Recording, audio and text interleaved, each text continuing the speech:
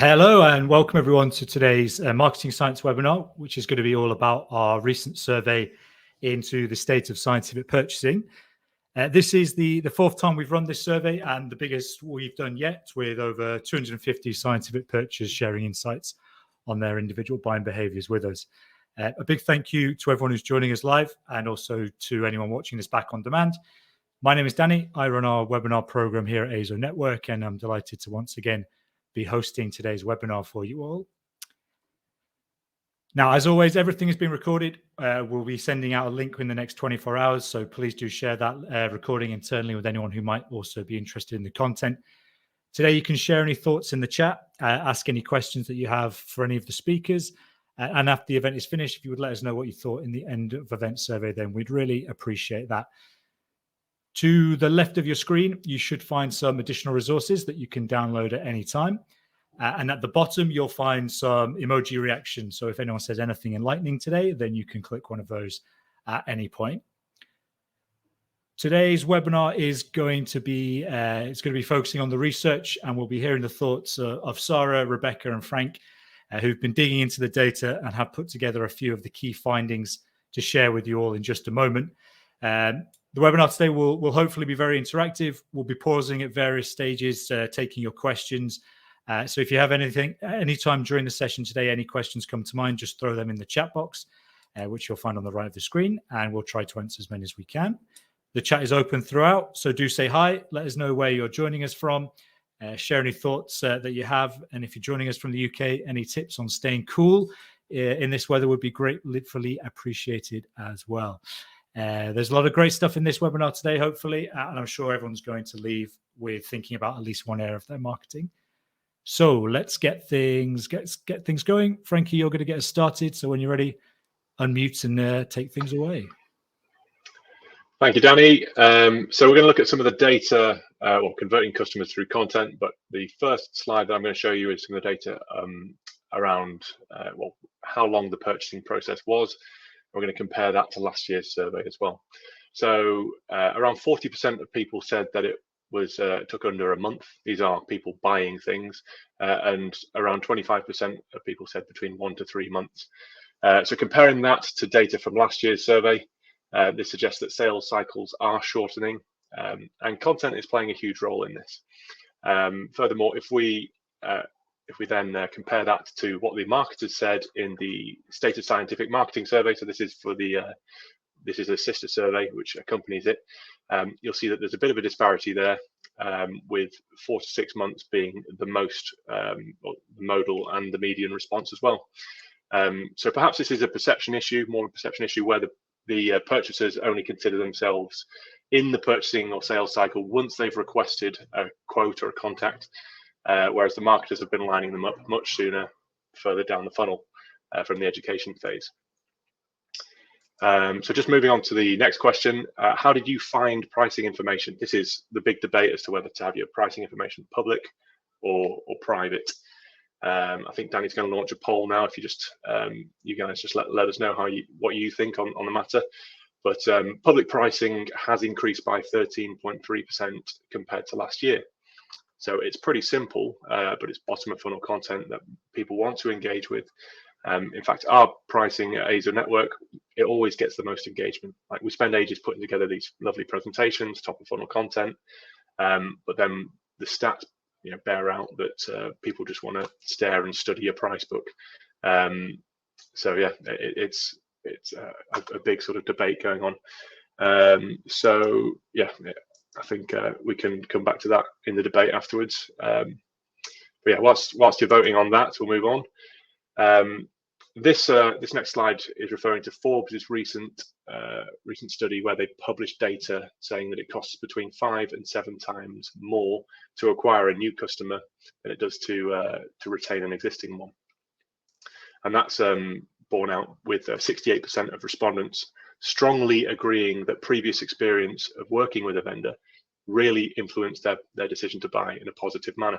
So the takeaway here would be invest in your customer service and your post-sales support and documentation, create training videos, invest in customer success stories. As marketers, I know the 4 of us, and certainly I'm sure a lot of people on the call will get sold to quite a bit. Think about the last thing that you bought. So we've recently bought a new sales enablement software called Seismic. We'll give them a shout out. Which basically houses all of your sales and marketing content and aligns your content so that you're all on the same page. Sales only send out what's marketing approved, and marketing have basically full control over what gets sent out, so it's in line with brand guidelines. But as part of their sort of customer service, we have a customer service rep. We have a knowledge base that we can refer to, certification. There's a Seismic University. So the four of us are all going through certain accreditation at the minute, where we'll watch this space for all of the Seismic University badges that will be proudly displayed on our individual LinkedIn profiles. So yeah, it's just another way of ensuring that the customer is it becomes more of an advocate for you. Yeah, we're here talking about Seismic already, so you can see that we're likely to be delighted and renew when that 12-month renewal comes around. So firms love getting new business, but in the current climate, it can be worth a strategic consideration, whether it's a better use of resources to shore up your existing customer relationships and make sure that that's coming on for a renewal. Now, as marketers, we preach the importance of brand building further up the funnel with more educational content. We then try and educate them through the stages of awareness at the top of the funnel, through to consideration content, and then decision-making content at the bottom of the funnel.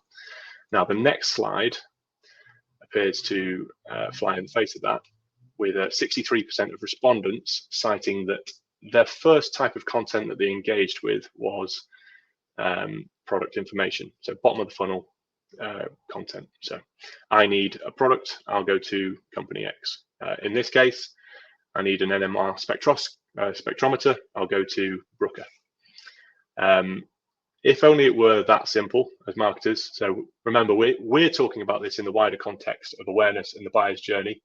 And at any given moment, only 3% of buyers are actually ready to purchase. So we look at the top of the funnel with the awareness stage. This could be a podcast, could be a social media snippet, or an interview with a thought leader, key opinion leader. Great content. In fact, it could be all three. So we often will take the video team, go to a client's customer, and film their key opinion leaders talking about tackling food fraud or the issues in their particular application. We've then got video that can be used in webinars, it can be used in social snippets, it can be used in podcasts, it can be transcribed into an interview, as we'll see in more detail when Rebecca shows us later. So yeah, it really does the job of raising awareness of a particular issue, and then acts as a gateway to get people further down the funnel and continue their journey. So as we move down the funnel to middle of funnel content, we've got an ebook called Food Adulteration in the Honey Industry.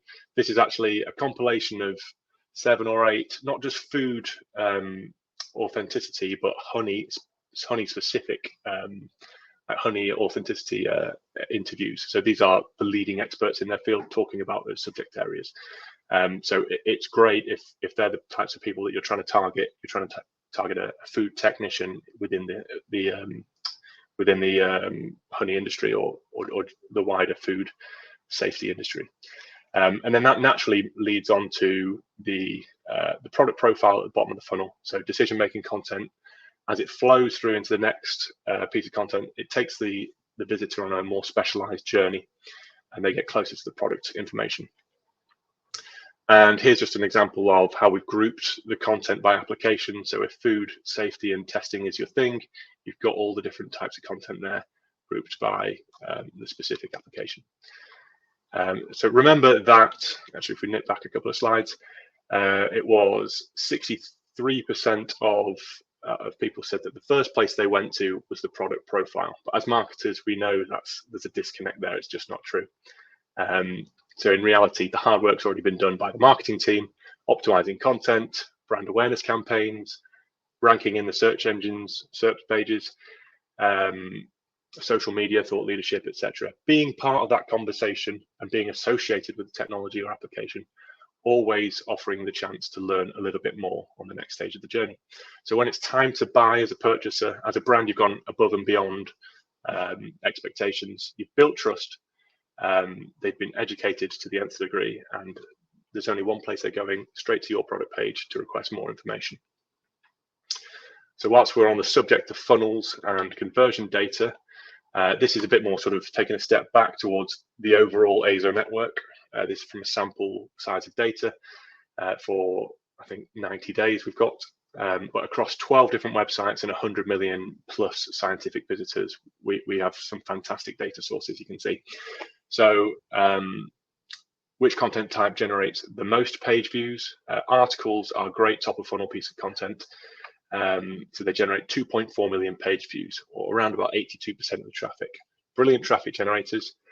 People searching for their keywords find their articles. They're great for long tail search terms as well. So really those sort of like 6, 7, 8 word terms will find a piece of content that can then take them onto their customer journey. However, they are very general awareness or top of funnel. So the buying intent isn't necessarily evident all the time, but they have done their main job, which is being found, raising awareness of a problem or solution. So you can see product profiles have about, I think it's about 1/10 or maybe even 9% of the page views that articles get.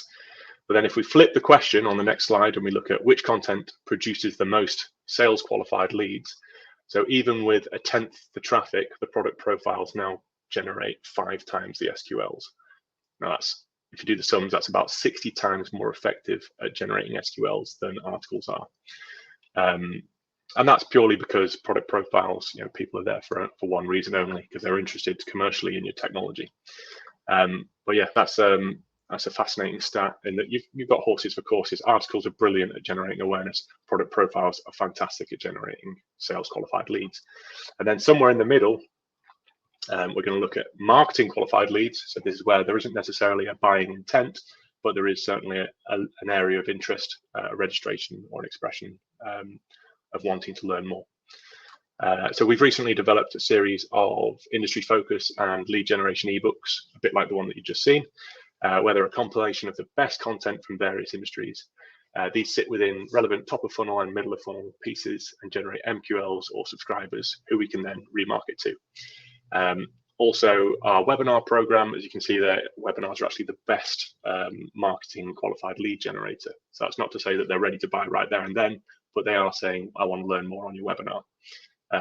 So yeah, because the content and the subscriber fit is so accurate between, particularly for webinars and ebooks, we have conversion rates that are around or 20%. So just over 1 in 5, almost 1 in 4 people who land on a webinar registration page will then subscribe to that webinar, which is a testament to Danny and the webinar team. And then similarly, about 1 in 5 who land on the ebook pages will then do a similar sort of subscribe to receive more updates from that particular application or technology. So we class these as a subscriber and then use their registered interests to display more targeted content around their area of interest and expertise. So for the generation of sales qualified leads, you can see that product profiles, if we put all the sales qualified conversion rate data together, they lead the way for conversion rates. Now, the previous slide shows that webinars and ebooks are fantastic marketing qualified lead generators. That's the previous one. However, if you just want SQLs that are ready to buy, then product profile pages are clearly the most effective. And then this is grouping both those slides together. So you can see the product profiles have the highest SQL conversion rate, which albeit is lower, but still they're clearly the best at creating or generating SQLs. But then if you want to generate more traffic and more marketing qualified leads further up the funnel, who you can then remarket to later, webinars, ebooks, and that sort of middle of funnel content is a fantastic way to do that.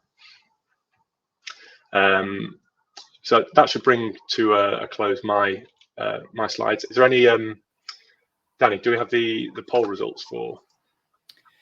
Yeah, so it looks like, the majority of people aren't publishing their pricing. So 70% say they're not, 30% say they are. It'd be interesting to know out of those 30% if you have sort of a commerce site where you're selling direct to consumer on your site itself. But of that 70, so Frank, if there's that many people aren't doing it and if we think more and more of the sort of buying journey is done before speaking to sales team, they want to do people doing their research. What are some of the good ways that marketers can reduce a bit of friction? So if I'm researching a product, how can this site help me find the information I want without having to go into all the details about if you add this on, you add this, it's going to cost this, etc. Yeah. Oh, sorry. Can you still hear me? Yeah. We've got you. Yeah, I'd say we've got. Sorry, something's just happening here. Right. So 70%. I mean, we've actually created. I think there's a price guide. Our price guides in the resources there. So we have rate cards, but also we have this sort of like a blog piece which would say this is what a typical starter customer who wants to generate leads and drive brand awareness and drive traffic to their own website. This is what they'd. This is what it would look like. So there's ways and means around of it without actually showing your hand. Although I would sort of refer it back to to a luxury car. If you're buying, say, a Mercedes, then it would say starting from 59999, and then you know that there's additional add-ons and customer service and warranties and things that you can add on to it. So you can address it in a blog without fully exposing your hand. But I think more and more people are actually looking for that pricing information. And again, using our sales enablement platform, we see that you put a presentation together, people just they spend most of their time on the pricing. So it is worth considering. Yeah, it'd be interesting to see if the reason why people are reluctant to is perhaps maybe it's just the complication of the products they're selling, but if it's something to do with the fact that their sales team wants that information kept back so that when they get on the sales call, they've got sort of a negotiating hand. It'd be interesting to see what people think there. So do share any thoughts you've got in the chat. We're going to move on to Rebecca now. Rebecca, you're going to have to turn that air conditioning off, otherwise it's going to sound like you're in a wind tunnel. But yeah, over to you whenever you're ready. Okay. Fans off now, so you won't be able to hear it. So I'm going to look at how we can create memorable content. So if we consider our respondents' answers here, we can see, as Frank has said, that most people remember being influenced by product information when making a purchasing decision. But we've also collected valuable insights from the survey regarding memorable content that resonated with the respondents. These responses have highlighted a diverse range of engaging materials, including video explainers, application notes, useful diagrams, succinct text, YouTube videos, social media ads, webinars, data sheets, video lectures, and way more. So the question is, how do we effectively organize all this information into a clear marketing strategy that allows all of the memorable content pieces to truly stand out to your customers? If we turn that first graph around, we can see that it's an example of a sales funnel. At the top of the funnel, the primary content is to create awareness and capture the attention of your target audience. Compelling and relevant content such as blog posts, social media updates, videos, and podcasts helps you to establish your brand presence, spark interest, and generate initial engagement. By delivering valuable information and insights, you can attract potential customers and initiate the funnel process. Top of funnel content might include video, podcasts. Podcasts can show engaging audio conversations, introducing industry topics, trends, and challenges, sparking interest among your listeners. The ASO Network podcast, Something About Science, features our site editors giving a roundup of the latest research that's piquing their interest, for example. And then on social media, using bite-sized posts, engaging visuals, and thought-provoking discussions on platforms like Twitter, LinkedIn, and Facebook can help generate awareness and initiate conversations. You'll already have great pieces of big rock content where you spent valuable energy and resources creating quality, unique content which stands the test of time. Using your webinars, podcasts, long-form videos, and ebooks to create smaller pieces that can grab attention and act as teasers to promote and drive your audience to read, watch, or download long-form content from your website. For example, a key point relating to the application of your product from a long-form video can be a great 30-second video to push your point to your audience clearly. Blog posts also offer information to address industry pain points, offer insights, and establish your brand as a thought leader. As potential customers move further down the funnel, they enter the consideration stage, where they actively evaluate various options and seek solutions to their specific challenges. Content plays a critical role in nurturing these leads and guiding their decision-making process.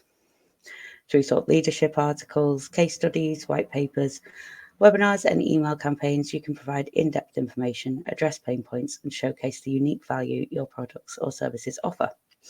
By positioning yourself as an expert and providing valuable content, you build trust and credibility, increasing the likelihood of conversion.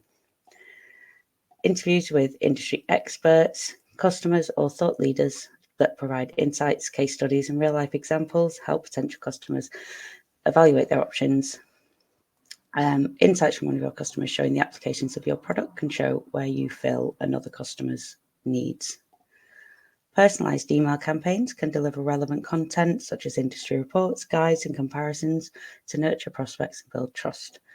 Our email marketing ebook is available to download in the handout section. It's filled to the brim with research into over 250 million email sends sent out to our scientific community. Webinars, where experts present educational content, share best practices, and address specific pain points can help prospects to make informed decisions. In scientific webinars, it's essential to have engaging speakers who can effectively summarize and convey the main points rather than overwhelming your audience with complex calculations and excessive granular details. So now we come to the bottom of the sales funnel. This is where potential customers are making their final purchasing decisions. Content tailored to this stage aims to convince and persuade prospects to choose your offerings over your competitors. Case studies, product demonstrations, testimonials, comparison guides, and detailed product information all play crucial roles in facilitating the decision-making process. These content types highlight the benefits, features, and real-world applications of your offerings, allowing prospects to visualize how your solution solves their problems and ultimately leads to conversions. So this content might include white papers, providing detailed insights, data, and analysis to support the decision-making process, highlighting the advantages of your products or services. And application notes and product information, providing technical specifications, case studies, and real-world examples to instill confidence in potential buyers. This, as we've seen, is the most memorable content you'll be providing to your customer. So ensuring it's clear, concise, and easy to follow is crucial to ensure the purchase. Of course, not all these content forms can be categorized in just one stage of the buying journey. For example, video can be utilized across all stages, with the type of video content varying based on the customer's position in the funnel. Two examples of this would be product demos, which would be positioned in the decision-making stage. A product demo video caters to customers who already know what their problem is and they're actively seeking a specific solution, whereas a more abstract and engaging 2D animation video can serve a greater purpose higher up the funnel, capturing attention and showcasing how your product fits into various applications.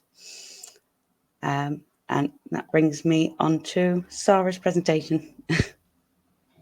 Wonderful. Sorry, just before you get started, Rebecca, I wanted to just come in and talk a little bit more about those videos.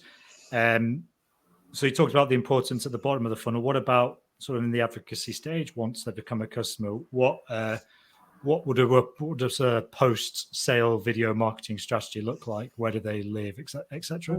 Okay.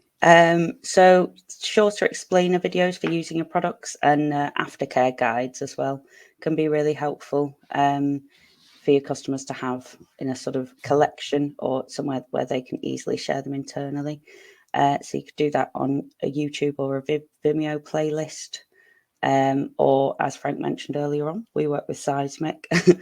They've got their own sort of website within their website, which hosts all their training videos and information, which is quite fun because you feel like you're reaching achievements every time you finish one. Do you think there's any value in having sort of training videos live so they act as a sort of as a marketing video as well as a post-sale video, or does it depend on the sort of the level of detail it goes into? I suppose it depends on the content. If it was a sort of product demonstration that would also be useful as an application video, then potentially you could keep that for both. Yeah. But what we're saying throughout the cycle, we like video. Video works really well. Everyone likes video. I think it depends on what level of detail it goes into, but certainly if it's, it can't do any harm really, unless you're giving away the crown jewel secrets. I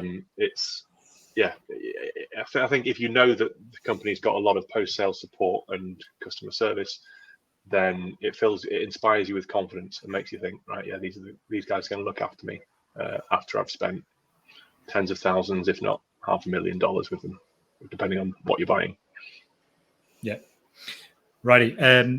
Rebecca mentioned the email marketing guide, which is in the handouts. I've just pinned it to the top. So if anyone was interested in finding out a little bit more about that research, then do download that and check it out. There's also an on-demand webinar, which is available on azonetwork.com. Right, Rebecca, you can get your fan back on. And Sarah, over to you. Thank you, Danny. So now that we have seen the overall channel and content influence, it's interesting to highlight the biggest difference I've spotted between different age groups, like we did last year, and compare these results. So let's start with the youngest age group, respondents under 35. So the influencers' videos and application notes is stronger, 74 and 91% respectively in this age group than in the other two. So that might be a sign that it's time to look at your video content strategy like we were talking about before. The youngest cohort we surveyed is the most influenced by social media, 30.4% were influenced, and that is up 5.2% from last year.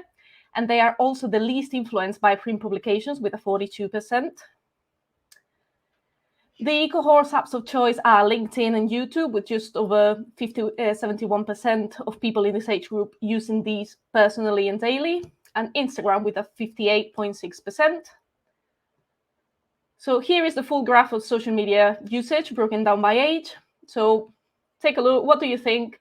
I was just taking a look at my most used app the other day, and it turns out that over the last week, I've spent over 10 hours on TikTok. It didn't feel nearly as much, and it surprised me quite a bit. It was 10 hours on TikTok and 9 hours on Twitter. Safe to say I have a long commute from and to work, but still, that is quite a lot, and it didn't feel that lot as much. If you want to check yourself, by the way, in Android, it's under settings, and then you look for digital well-being, and then you get a very comprehensive and sometimes scary summary of what your phone activity is. What do you guys see? You were talking about something like that, something related. Frankie, how's your phone usage gone? Yeah, well, since we've been discussing it, it's very much. I'm very conscious to try and reduce it, obviously, for the trying to live like a proper life, as well as obviously balancing work, work commitments. But I suppose my biggest ones are WhatsApp and Facebook for the last week. Although they are reducing, I'm proud to say it's like a badge of honor. And also Vinted, which is not related to work, but it's also a great way of getting some bargains online. How about you guys, Danny, Rebecca? I've just put mine in the chat. So it's WhatsApp, Gmail, Instagram. So yeah, Mark Zuckerberg owns a lot of my time, unfortunately. I was a bit surprised. I thought it was going to be CrossFit number one, but maybe need to spend a bit more time. Got that in. Ding. Didn't think you'd mention it. Rebecca, what about you? Similar, I imagine. Yeah, mine's TikTok, which is way in the lead, followed by Instagram and WhatsApp, and then everything after that is significantly less time. It creeps up, I'm telling you. I know, TikTok definitely doesn't. Yeah. All right, so moving on. Just let us know what you think in the comments, and I'll take a look after it later. So the next age bracket that I've looked at is 36 to 55. And here we can see the highlights. So keeping in trend with all age groups, the manufacturer's website has the strongest influence with 87%. Online research usually starts with a Google search. So SERPs, SRAP search engine result pages visibility is key. Print publications are stronger in this group than in the previous one, which I found surprising. And if your target audience falls within this cohort, consider creating online content that can also be distributed offline. Just like Frankie was talking about the industry focus ebooks, we've created them from an online medium, but also when we go to events, we can print a couple, have them on show. It works well on both mediums. However, apart from product information, there doesn't seem to be a dominant strong influence in this cohort, which suggests a mix of marketing content distributed on the previously mentioned channels will work best if paired with succinct product information. And last but not least, we have the over 56. This age group is the most influenced by search engines, with 87% marking these channels influential, 41% of which noted a strong influence. And we also notice a lower influence of secondary vendors' websites, which suggests that people over 56 know exactly where to look to find the information needed when they are in buying mode, complementing the research with both online and offline publications. And product information is the most influential type of content just across all age groups, with a 93%. But compared to last year's results, in this age group, webinars are now 17.8% more influential, whilst blogs are 14.4% less influential. Email as well remains a nice complement to your content strategy to drive people to your website and to your product information, and it's up slightly from last year's results, 9%. And we have also seen this year that email is the buyer's preferred way to keep updated about launches and news about your products. So we have created, as Rebecca mentioned, a full ebook on what we have found that works best for email marketing. Again, you can find it in the content in the handout section. And moving on, another section of our survey I wanted to highlight for you is the vendor traits. We've asked our respondents to rate the following traits as not important, somewhat important, or very important for them when selecting the provider. 91% of respondents labeled the relevance of the content provided as important. So, as we've mentioned many times before, display the features and benefits of your products in a clear format to achieve a higher conversion rate. The second most important vendor trait, with 90% of respondents labeling it important, is responsiveness. So think about your customer journey and your customer retention policies, as 80% of buyers have returned to the same vendor due to their purchasing experience. So we have seen in our survey that the most successful purchases are the ones where the vendor only contacts their customers when requested. Being available and responsive converts more than frequent communications, which are often irrelevant to the buyer. If immediate responsiveness when requested is still something your business might be struggling with, as a rule of thumb, weekly contact seems to also be effective according to the data. Next in the list, we have recommendations from peers and end user experience, one playing an important role in brand awareness and consideration, and the other in lead conversion. So first, starting off with recommendations, 69% of respondents have indicated that recommendations from peers influence a purchase. Again, your customers are your best brand ambassadors. A happy customer will recommend your brand like we are doing with Facebook, and they will be happy to influence a purchase. And then 65% of respondents indicated that a good website user experience is important when purchasing. Well, this trait is more noticeable when missing, is one of them you only seem to care about when it's lacking, which will have a negative impact in your funnel when those customers drop off the buying journey. One good starting point to improve your user experience is conversion rate optimization, where you can create and run A/B tests on your website, changing key elements and analyze how your customers respond. CRO can help you identify those pain points and optimize your customer journey. And last but not least, we have the vendor's local presence and involvement as thought leader. 56% of respondents have indicated that the vendor's local presence has been important when purchasing. And although the trait's relevance has decreased 16% from last year, still over half of your potential customers will notice your involvement in local communities and choose your products. And then finally, we have thought leadership, which acts as a way of generating brand awareness and familiarity with your brand. We have seen that relevant content is what makes a prospect convert. However, brand awareness is the entry point for your prospect to consider you as a potential vendor in the first place. And this is all I got for you today. Hope this has given you some ideas for you to improve your marketing strategy and communication. All right, thanks, Sarah. I've just started another poll, which is to do with UX. So there's it's basically asking, what does good website UX mean to you? There's quite a lot of options there. So if people select the most important one, we'll have a chat about that in just a moment. There's some great questions in the chat as well. We'll come on to those in just a moment. But I did want to clarify a question from Nancy about the source of the data. So For anyone who doesn't know, AZO Network is a branch of 12 industry-specific websites, 100 million unique annual visitors per year. And then within those, we've surveyed a small percentage of the purchasers who are actively buying scientific products within the last sort of 6 to 12 months. And then that's where the data's come from that we've put together in this market report.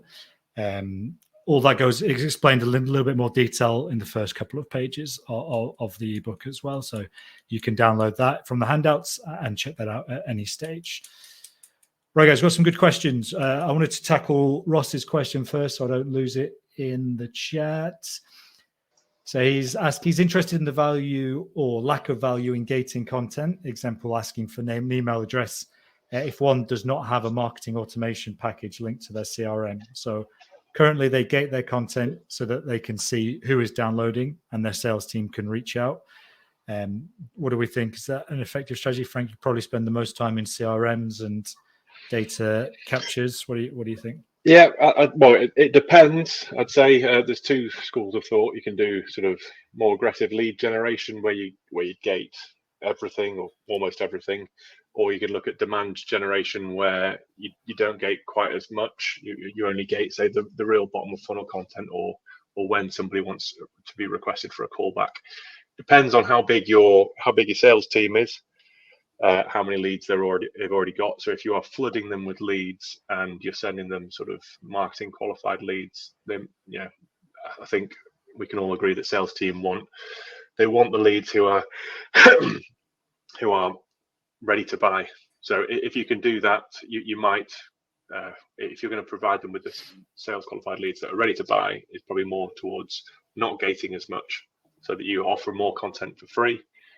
So that by the time you do actually get a data capture, you know that they've consumed a lot of content, but they've actually taken the time to surrender their data to you or submit their data to you. Or it would be a case of, I suppose, if you do have the ability to nurture people more in detail, then ebooks, webinars, you're generating a lot of marketing qualified leads. I wouldn't pass those on to the sales team in that form because they're not ready to buy. You'd be annoying the subscriber, you'd be annoying the salesperson. But you can certainly add them to marketing programs and warm them up that way. You don't necessarily need marketing automation software to do it. You can do it with email platforms and just sort of regimented email sends. So it really does depend on how big your sales team is, and also if you're not going to gate as much content, then you're going to get far more page views and less sort of fewer leads further down the funnel. But then it's important that sort of upper management understands that as well, because if you've got upper management who are driving aggressive lead generation objectives and KPIs, and you're doing demand generation, you're only going to have a very small number of sales qualified leads, but you'll have a lot of ungated page view activity. Yeah, that's the most important thing, isn't it? If you are going to make a change to whatever you're doing, you've got to communicate that across the board, because if you're month on month reporting 1,000 MQLs or 1,000 leads, and then all of a sudden you decide to ungate everything and then it's 1 or 5 or whatever, then there's going to be some questions asked. So if you are sort of pivoting strategies, then yes, could be a good idea, could work for you, but you've definitely got to communicate that internally, otherwise it'll never get going. Should we launch the emergency poll? We've got a poll on that very subject. For what percentage of your leads are SQL? Yeah, that's coming in now. I'll also we'll take a look at the previous one as well whilst that's being answered. So sorry, you were talking about UX. It looks like navigation's the most important across the board. I'd have to agree with that. The things that annoy me most are not being able to find what I need quickly, probably followed by multiple pop-ups within a second of being on the website, too many display ads and things like that. But yeah, what are your thoughts on that?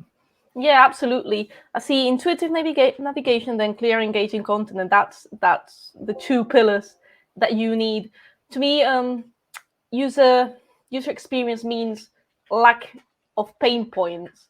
So it means that you have to make sure that your customer can't move through the funnel without any pain point, without any trouble in the way. one good way to start doing this is, as I said, with CRO, just to identify if in your ideal customer journeys, there's any way where it becomes a bit difficult for your customer to convert or reach a goal or complete a purchase, and whatever your goals are, you have to address those first, and then you can start thinking about loading speeds or another like responsive design, making it fancy, add parallax effects on your website, all those nice to haves, but not really important. To me, first you have to make sure that you pave the path for your customers to convert, and then you can start thinking about the scenery along the way. So yeah, I completely agree. Yeah, Rebecca, Frank, any thoughts, any sort of things that irritate you about websites?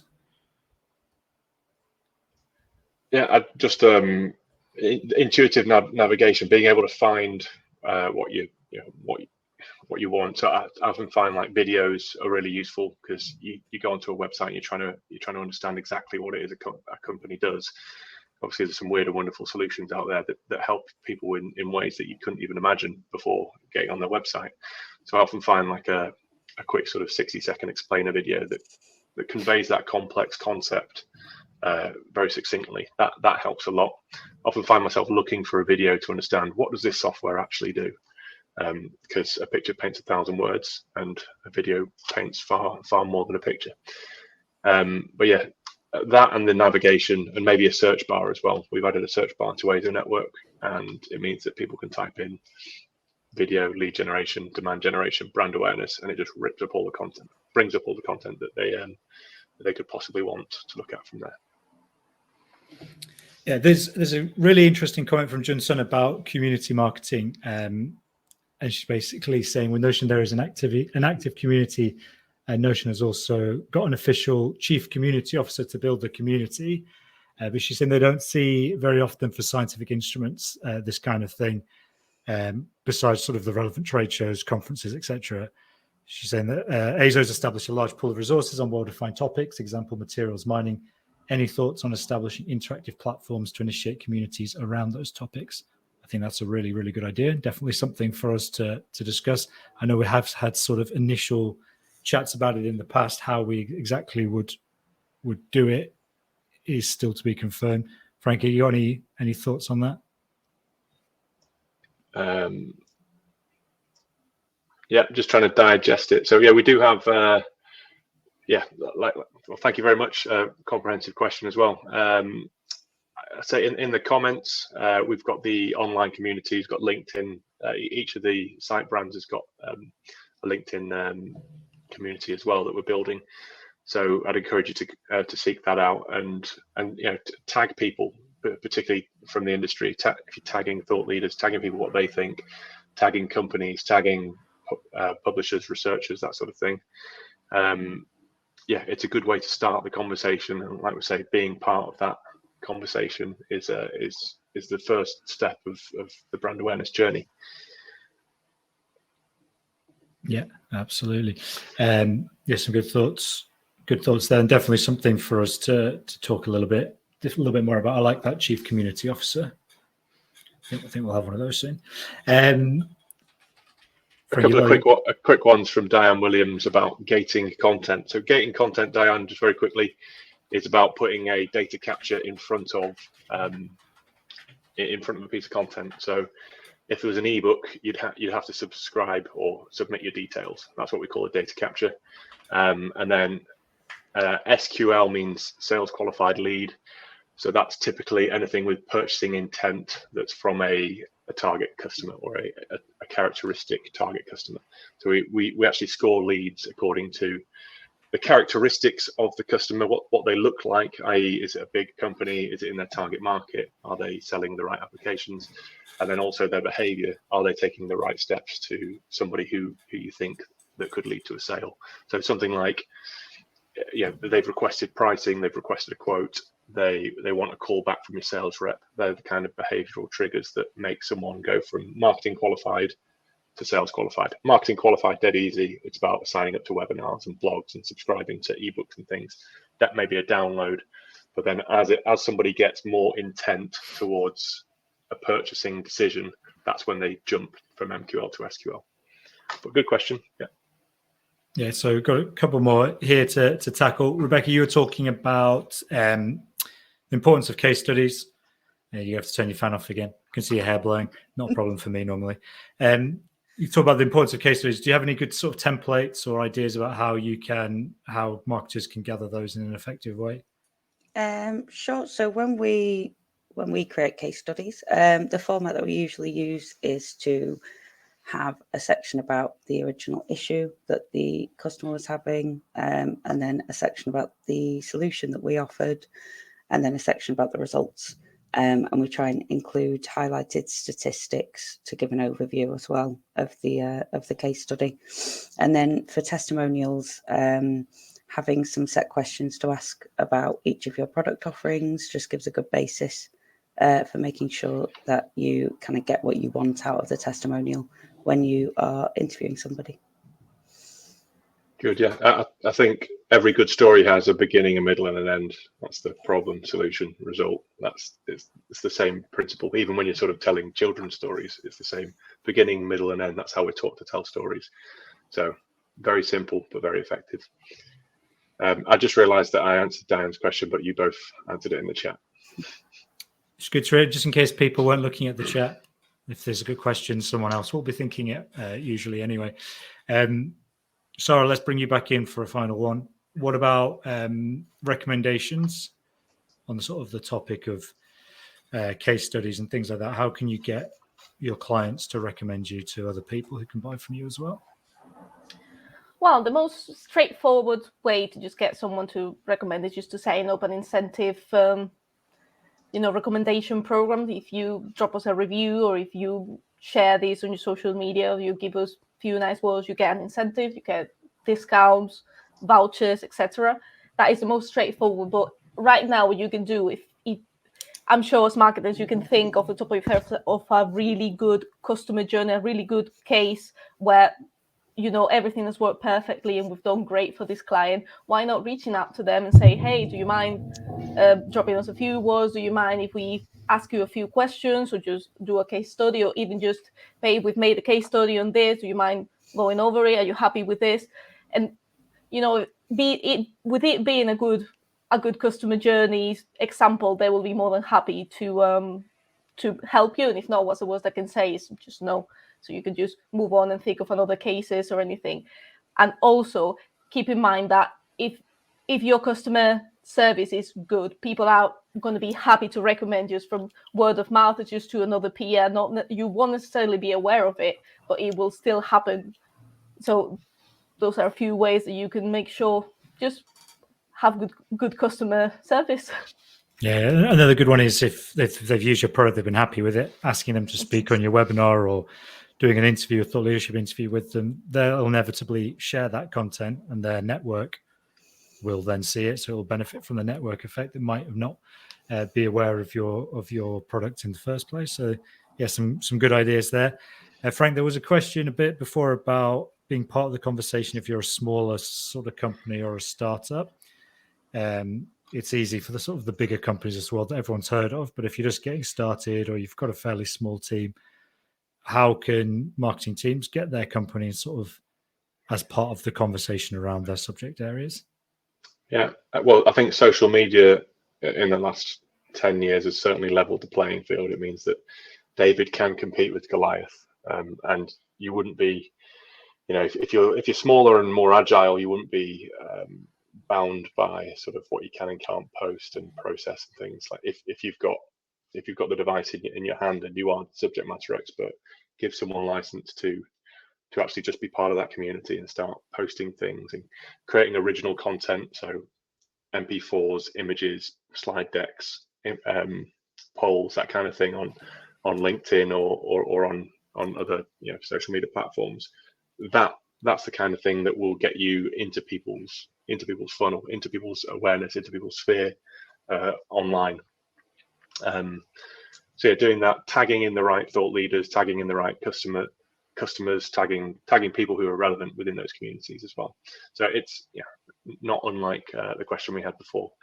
But yeah, I think a lot of it comes back to creating that original content. So if you spent time creating a content day, for instance, you could video a handful of customers. If you had invited customers to your facility, you could video them. You could then take that video, make it into social media snippets, make it into podcasts, make it into a transcription for a webinar, that kind of thing.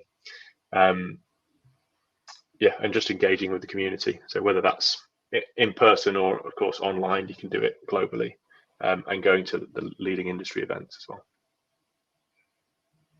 Yeah, there's a couple more good questions from Ross, but I think he's just about to leave the call. So Ross, we'll follow up with you on those after the event itself. Perhaps if we finish up just by looking at the final poll. So what percentage of your leads are SQL? So it looks like the vast majority, so over 3/4, are either under 10% or 10 to 20%, which is where we'd expect most people to be. There's a few a bit higher. There's one who's over 50, but I guess that would probably be coming from a smaller team. Is that what you'd expect to see, Frank? Anything sort of under 20? Yeah, I think if we'd have asked this poll maybe in 2019, pre-COVID, before that all kicked off, I think more people would say, yeah, the numbers would be higher, around 20, 40%, 30, 40%. But now I think people understand that, yeah, everybody's online, everybody's competing for content, everybody's competing for data. But there's got to be a level of respect. I think that's certainly coming from after things like GDPR and CCPA as well. So the privacy laws in various different jurisdictions, that people are starting to respect those, because everyone here is a consumer. Everybody gets marketed to, so it's kind of do as you would be done by. You wouldn't take the mick by sending them product information every week, whereas you might send them a monthly newsletter, keeping them up to date with the latest goings on in your application and industry. But yeah, under 10% is where I'd probably see most people. Of course, the question is SQL. So we generate a hell of a lot of leads, but lots of them are MQL, and then it's the job of getting the MQL towards the SQL. Yeah, I'm pretty sure we did ask this question a couple of years ago, and there was sort of half the people on the call said over 50%. So that is interesting to see the big sort of shift there. And really good question here about asking, how do you present niche scientific topics on short form social media, TikToks, Twitter, YouTube, Instagram Reels, etc.? LinkedIn is easier to text wall or post, but what about the shorter form? We actually did a podcast on this very subject a while back, and whilst I'm looking for the link to share with you, Trey, Sarah, perhaps if you could share some thoughts on this. Just a couple of little things you can do. It depends on what you're presenting, but let's use for this example just how to use a product, how to use this machine. So one thing you can do is just break them down into little chunks. How to prepare the sample for this very specific application, then loading the sample into the machine, then running the machine, analyzing the results. Let's say you can link on each video to the next part on TikTok. I've watched movies on TikTok, just jumping from part 1 to part 2 to part 3. So if the topic is engaging, and having a shorter format is going to be naturally more engaging than seeing a 60-minute video presented to you, you will get more engagement. So don't be afraid of feeling that it might be incomplete, because you can just separate it in parts, and maybe people that are just interested in how to prepare the sample for this specific application just will watch that, but it will still be relevant and useful for them. Yes, I've just shared a link to that podcast episode that we did in the chat, so that's worth checking out if you're interested in sort of thinking outside the box a little with your social media content. I think we've tackled pretty much all the questions. Anyone got any final thoughts before we wrap things up? Not from me, but thank you guys. Thanks for the presentation, and cheers for the questions as well. Thank you for listening. Yeah, thank you, everyone. Thank you. Yes, thank you, everyone, for tuning in today. Reminders that the link with the recording will be coming to your inbox in the next 24 hours. So please do share that internally with your teams or anyone else, even your sales team. Got a couple of salespeople on the call today, which is great to see. There will be a survey once we leave the room today. So please do share your thoughts. Let us know what you thought of the content. It helps us to create better webinars, so please do take a moment to share your thoughts there. Final reminder to download any handouts. You've got a couple of seconds to do that before we finish up in here. And I think the only thing to say is enjoy the rest of your days, and we'll hopefully see you all again very soon. Thank you.